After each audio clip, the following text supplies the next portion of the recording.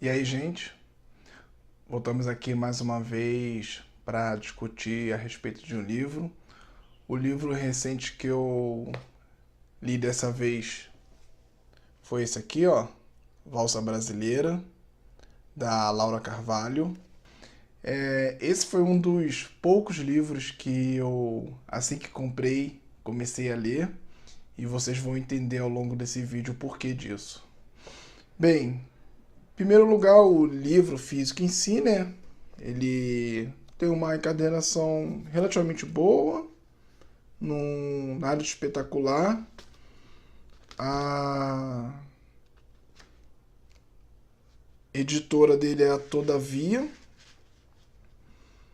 E com relação à autora, Laura Carvalho, ela, que pelo que eu tô vendo aqui na orelha, né? Para quem não conhece ela é doutora em economia e hoje ela é professora da Faculdade de Economia e Administração da USP. Ela também tem uma coluna que ela escreve às quintas-feiras para a Folha de São Paulo. E além disso, ela participa também da equipe econômica do Guilherme Boulos, que é o candidato à presidência do PSOL. Bom, e do que esse livro trata? Ele vai fazer então uma análise econômica do Brasil, do período de 2003 a 2017, ou seja, é um livro de caráter bem recente, e foi por isso que assim que eu comprei, eu comecei a ler. E me surpreendi, né, que o conteúdo dele ele serve para te embasar no voto agora das eleições que nós iremos passar neste ano. Bom, eu fiz uma divisão, né? O livro ele faz a discussão econômica desse período do Brasil, mas eu fiz uma divisão bem didática para dar um resumo a respeito desse livro. Basicamente, ele aborda dois períodos, né? O de 2003 a 2011, que de uma forma bem simplória foi o período onde houve o maior desenvolvimento econômico do Brasil, e o período depois de 2011 até as épocas atuais, 2017, que foi marcado pela queda, não estagnação, né? Pela queda e recessão econômica aqui no Brasil. Bom, a primeira parte desse livro, que compreende a ascensão econômica, de 2003 a 2011, ela então faz uma análise, né, dos motivos que levaram o país a ter essa pujança, esse grande desenvolvimento econômico. É curioso também que ao longo do livro ela compara o tipo de desenvolvimento econômico que houve no governo do PT com o tipo de desenvolvimento econômico que houve na época da ditadura militar. É muito importante essa comparação porque apesar, né, apesar de terem sido marcados por uma grande elevação do PIB, da economia, o tipo de desenvolvimento econômico ele é bem diferente. E então ela, né, trata sobre isso, é uma visão bem interessante, uma visão e uma discussão muito bem interessante. Pessoalmente, né, esse desenvolvimento econômico do Brasil foi o primeiro que eu peguei. O pessoal que é mais ou menos da década de 80. Eu era muito criança, né, na época do Sarney, apesar de conhecer por livros, né, mas não vivenciei, quem vivenciou mais foram meus pais. E praticamente, né, quando virei gente, quando comecei a entender o meu mundo, ó, o único período econômico político que eu peguei, que eu posso até, né, falar com mais propriedade, foi do Fernando Henrique Cardoso. E quando chegou nesse período do Lula, né, lembro que foi uma grande esperança. O Brasil começou a mudar, parece que as pessoas também começaram a ter mais orgulho de si mesmo, de ser brasileiro. O Brasil começou a despontar internacionalmente. E aí eu pensei, né, dentro de todo aquele contexto de história do Brasil, eu pensei, agora vai. E infelizmente chegou então o início da crise que começou do período de 2011 ao período atual. E infelizmente, né, vi que com essa crise que se desenvolveu e que está se desenvolvendo ainda no Brasil, eu me pus a estudar então a economia do Brasil como um todo e eu observei que infelizmente o Brasil parece que ele vive de voos de galinha, né? Um período onde você tem um forte desenvolvimento econômico e um período posterior que é marcado por uma recessão econômica. Apesar de eu, né, tentar procurar, eu nunca consegui achar um motivo, assim, quais eram as condições ou as bases econômicas e políticas que caracterizava essa situação do Brasil de um período de elevação do PIB e um período de crise e recessão da economia. E nesse livro eu encontrei todas essas respostas, né? Então, nessa segunda parte do livro, que é de 2011 a 2017, ela começa então a discutir quais foram os motivos que levaram o Brasil a essa crise econômica que nós estamos vivendo atualmente. Então, nessa segunda parte do livro, ela começa então a... É bem interessante que ela... claro, né? Ela é marcada por a alta taxa de desemprego, o desemprego começa a aumentar. Ela está em torno hoje de uns quase 15 a 18% de desemprego no Brasil. E também eu lembro, né, que, claro, esse vídeo eu vou datar de 2018 e as pessoas dessa época devem lembrar que a primeira, né, característica desse período de crise e recessão foi a elevação da inflação. E ela faz uma discussão muito bem detalhada da inflação, né? E uma característica bem marcante que ela decompõe os principais fatores que influenciaram nessa elevação da inflação. Então ela começa a discutir de quem, né, a culpa, entre aspas, dessa inflação e o que o governo poderia fazer ou quais seriam as condições do governo para minimizar essa inflação. É muito importante, eu não quero dar spoiler aqui do livro, né?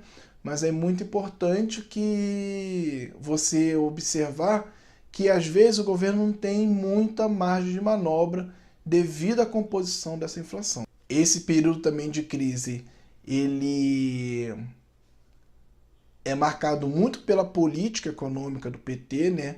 É claro que o governo, óbvio que a Dilma tem uma culpa nisso, só que ela tem culpa porque ela era presidente, ela estava à frente, né? Como no time de futebol ali, se um time perde, todos têm culpa, só que a culpa em geral vai pro técnico, tanto que uma das estratégias de muitos clubes é que se o time tá ruim ali, você troca o técnico como se o técnico fosse chegar e fazer a magia de fazer com que o time ganhe novamente. E as peças ali, os jogadores mantêm intacto. Então, a Dilma, ela tem culpa nisso porque ela era presidente. Mas há muitos outros culpados, né? A Dilma, na verdade, ela ficou meio que acossada, então ela teve que seguir uma política. Ela tem culpa por conta disso, porque se ela fizesse um governo independente do jeito que ela achava que deveria ter sido feito, talvez a crise, né, que inevitavelmente ia acontecer, isso não é uma situação que ela induziu, né, a crise ia acontecer por uma situação que você vai ler no livro. Mas talvez se ela adotasse uma política mais independente, essa crise seria um pouco mais amenizada. E aí tudo isso, é por isso que eu achei esse livro muito bom mesmo. Tudo isso é discutido de uma forma muito bem detalhada e bem transparente nesse livro. Outra característica interessante desse período foi todos aqueles movimentos, né, sociais que ascenderam, né, nesse período de 2011 à época atual. É bem curioso também que o motivo desses movimentos, porque o tipo de desenvolvimento econômico que houve, né, no primeiro período, de 2003 a 2011, foi que basicamente fomentou esse tipo de movimento contra o governo. É curioso, houve um tipo de desenvolvimento, né, que foi diferente da ditadura militar. Então, a característica, né, das classes que foram privilegiadas do povo, né, não estou dizendo a classe mais abaixada, mas a característica do povo que foi privilegiado na época da elevação da economia foi também o motivo que levou a esse descontentamento. É bem interessante notar, né, frisar isso, porque você, ao ler esse livro, começa a perceber que as coisas sempre estão muito bem linkadas, né, ligadas, uma coisa que leva a outra. Tanto é que é essa queda brutal da economia que faz com que, claro, né, há uma grande influência política e também uma grande influência no modo de pensar na nossa sociedade, né? Em que as pessoas elas ficam um pouco, como é que eu posso dizer, desacreditadas, né, da política e acham que talvez soluções mais drásticas, uma vez que a democracia não está me dando aquilo que eu achava que deveria dar, então eu acho que uma solução mais violenta, mais drásticas, talvez, né, venha. E isso é uma característica não do Brasil em si, e sim da história do mundo. Toda vez que você tem uma população que entra numa crise econômica, né, você sempre vai dar espaço para pessoas que tenham soluções mais ditatoriais. Isso é um grande perigo e esse também, né, é um dos motivos que eu reforço aqui que você lê esse livro para você tentar entender toda essa conjuntura que o Brasil passa hoje. É claro que por ser um livro de economia você vai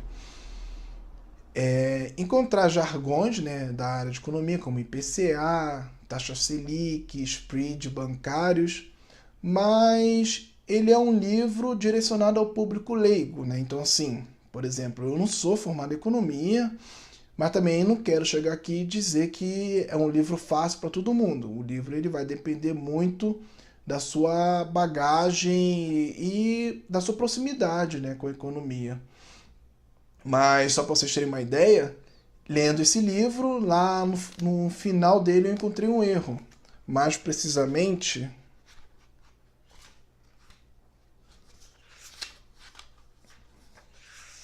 na página 174, na segunda linha. Claro, já entrei em contato com a autora e ela, né, a equipe ou alguém já havia sinalizado sobre esse erro, então nas próximas reimpressões o erro já virá corrigido. Mas caso você tenha a primeira impressão como a minha, já fica então, eu não sei qual é a reimpressão que detectar o erro, né, na verdade, mas a minha é a primeira impressão. Então, se você, né, perceber alguma coisa estranha na página 174, na segunda linha, então você já está sinalizado aí que você tem um erro mesmo. E a autora já confirmou comigo. E a parte mais alentadora, né, assim, do livro, que é a sua última e terceira parte, aonde existe a proposta. E assim, o que me marcou nessa última parte foi a questão tributária. E, de novo, é um outro ponto que se você não ler esse livro, apesar de você pode, né, ter o caminho mais difícil de tentar ver várias fontes e tentar chegar na sua conclusão. Mas o que me marcou muito foi que essa parte está muito bem condensada, né, e muito fácil de visualização nesse livro, que é a questão tributária no Brasil. Eu já tinha uma noção, né, mas a autora ela trouxe de uma forma muito bem explicada e didática o porquê que é necessário, é urgente uma reforma tributária. A gente ouve essa palavra muito na televisão, mas não sabe esmiuçar, não sabe os detalhes do que significa essa reforma tributária e em que sentido, né, essa reforma tributária tem que ser feita. E aí, então,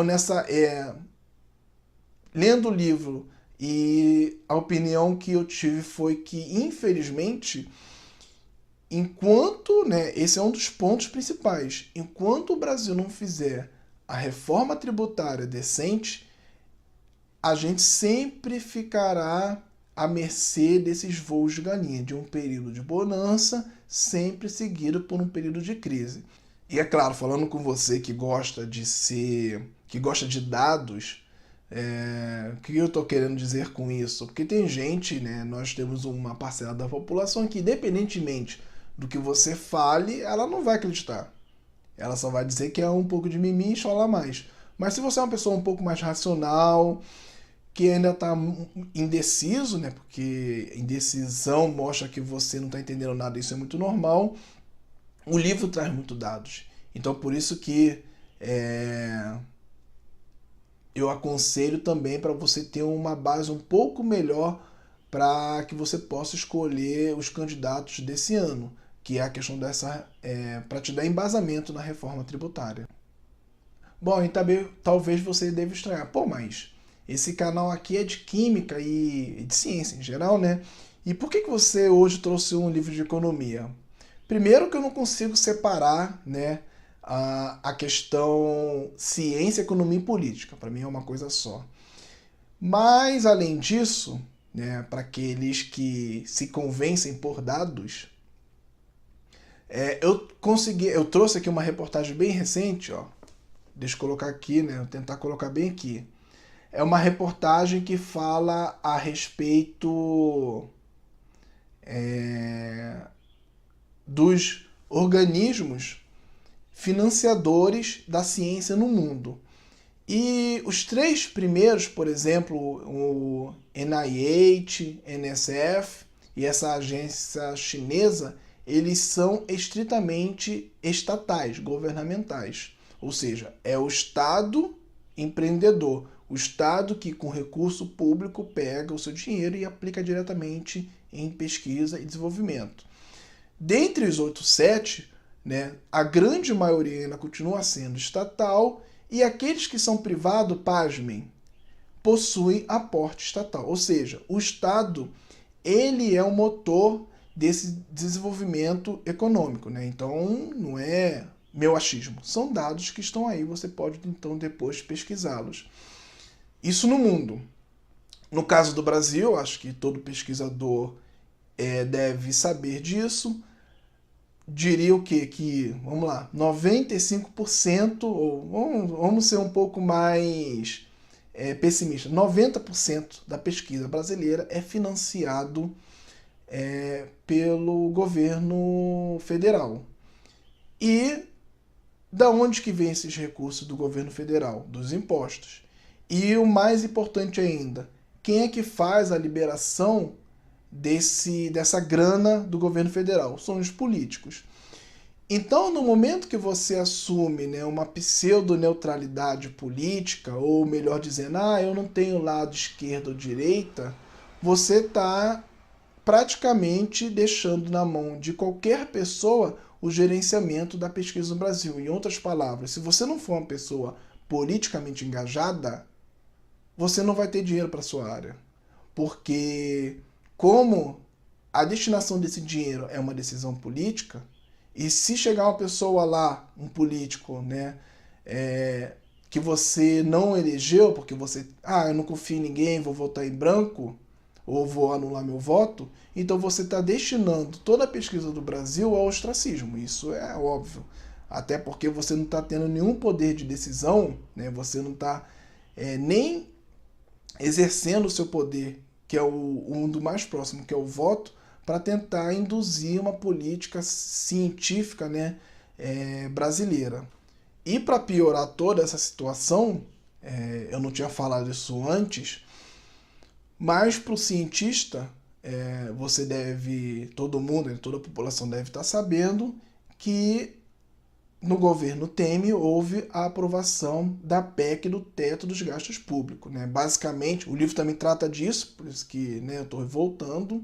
Mas o que significa essa PEC do teto de gastos públicos?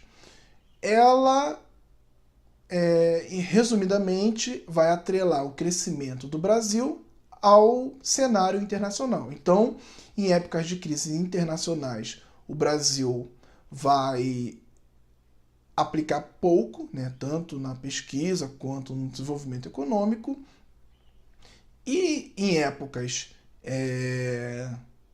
de pujança, né, no mercado internacional, o Brasil então vai ter mais dinheiro. Aí você deve estar pensando, mas isso é coerente, isso é bom. Não, claro que isso não é bom. Se a gente anseia por um país independente, por um país soberano, a gente não pode ficar à mercê do mercado internacional para, né, termos um pleno desenvolvimento do país.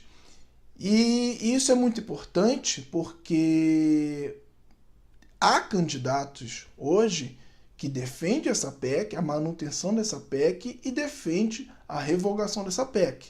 Então, isso é uma questão, para mim é muito óbvio, né?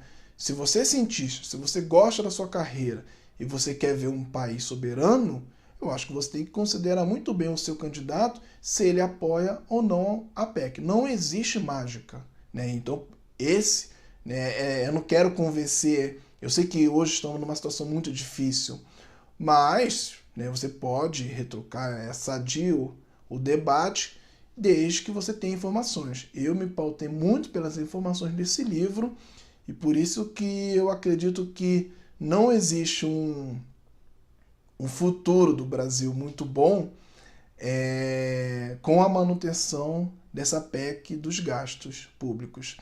Só para, né, finalizando aqui, só para vocês terem uma noção, mantendo a política econômica vigente, né, o Brasil estima-se que ele vai crescer hoje em torno de 1,5% por uma situação, várias situações que houve. Mas, independentemente, o melhor cenário era que o Brasil crescesse 2% esse ano. E para a gente voltar ao PIB do início da crise, que foi em 2014, se a gente crescer mais ou menos 1,5%, a gente vai demorar 4 anos, ou seja, somente em 2022 a gente vai voltar a ter a mesma riqueza que nós tínhamos no início da crise, que não era ainda a maior riqueza, até porque o período de maior riqueza foi muito antes de 2014. Então, que fique aqui, né? Eu já vi isso sendo falado na mídia, mas isso não é muito martelado. Sei lá, parece que quando você tem um livro, as informações ficam muito mais próximas de você. Então, fica aqui esse alerta de que, mantendo tudo como está hoje, a recuperação econômica do Brasil vai ser uma das mais lentas de toda a história e a gente, infelizmente, só vai começar a voltar nem da estaca zero, né, mas de uma condição pré-crise só em 2022. Bem, gente, espero que vocês tenham gostado desse resumo do livro. Eu enfaticamente sugiro que todos, né, independente se você é cientista ou não, mas se você vai votar esse ano, eu sugiro fortemente que vocês leiam para vocês terem um embasamento econômico, até porque é a economia que pauta a política.